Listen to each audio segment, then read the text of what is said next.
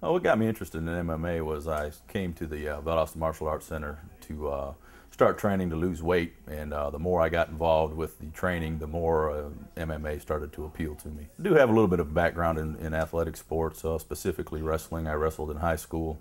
I did some freestyle wrestling after high school, and I've always been a competitive natured person. Wrestling has definitely helped me in this sport. It helped me with my center of balance and also being able to control a person's upper body when clinched. It's not exactly the same as jiu-jitsu, however, it does jiu-jitsu tends to favor the wrestlers that have a wrestling background. In most cases, I'd like to go to the ground quicker. The reason being is because individuals that are in my weight class, 265 and above, tend to be quite a bit taller than me and have a reach advantage on me, so it's harder for me to get inside and do anything standing up. If I'm able to hit them, my punches are pretty good, but for the most part, I try to take them to the ground and do ground and pound. Jiu-jitsu and Muay Thai. I like the Muay Thai striking with the knees and the elbows. They're up close and in tight, which is where I'd like to be in most cases. The kickboxing, like I said, I'm not as good at that because of my reach disadvantage. Most people I fight do have a much longer reach. If I can get an individual on their back, I'm pretty well going to dominate them because I have the ability, based on my wrestling background, to keep them on their back and throw strikes. I'm currently working to advance myself in the kickboxing game. I've earned a green belt in Michael Scott Carlson kickboxing through the Valdosta Martial Arts Center, and I'm going to continue to try to progress in that area so that I can get a better, well-rounded MMA fighting style. Being well-rounded in all the disciplines is very important because if you have an advantage in one area, the fighter that you're fighting against is going to try to go to another area and exploit your disadvantages or your weaknesses. Usually 4 to 6 weeks out, I start trying to train a little harder, work on my cardiovascular fitness. As far as right before a fight, I just try to focus on what it is that I'm going to go in there and try to accomplish. I go in there with the mindset of I'm going to win or they're going to carry me out, one or the other. And I don't care which, but I'm going to give it my all. To be honest with you, the answer to whether or not I have much background is no. I don't really care who I'm fighting.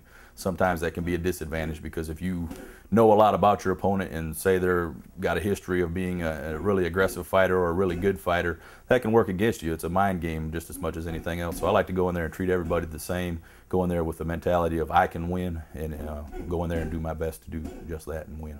Well, I try to not worry about what their strengths and weaknesses are and work towards what my strengths are. And because if they're a good stand-up guy and I'm a good stand-up guy, it doesn't really matter. We're going to both stand up. If he's a good stand-up guy and I'm a good ground guy, as far as I'm concerned, I don't care about his stand-up because I'm going to try to take him down. So I go in there with one mission, and that is to do whatever it takes to win. Probably the biggest advantage for me over my opponent is my mindset. I go in there with the intentions of winning and settling for nothing less. I'm a very tenacious person. I don't give up. I don't abandon ship, if you will. When I go in there to do something, I go in there to do it, and it's going to get done. That's probably my biggest advantage. I do have a plan B. As a matter of fact, probably what I'm going to do with this next opponent, and I hate to put it out there, but I'm going to work initially with some of my own weaknesses and see how I compare. And then if that doesn't work, I'll go to my strengths and do what I have to do to win the fight. So far in MMA, probably my last fight, I had a really big disadvantage. I didn't have any background whatsoever on the guy, and the individual that I fought was the current world kickboxing champion for the International Kickboxing Federation. So not knowing that in advance, I had absolutely no idea what I was up against, and it didn't go so well. Fedor Emelianenko, I would love to be able to have as well-rounded game as him.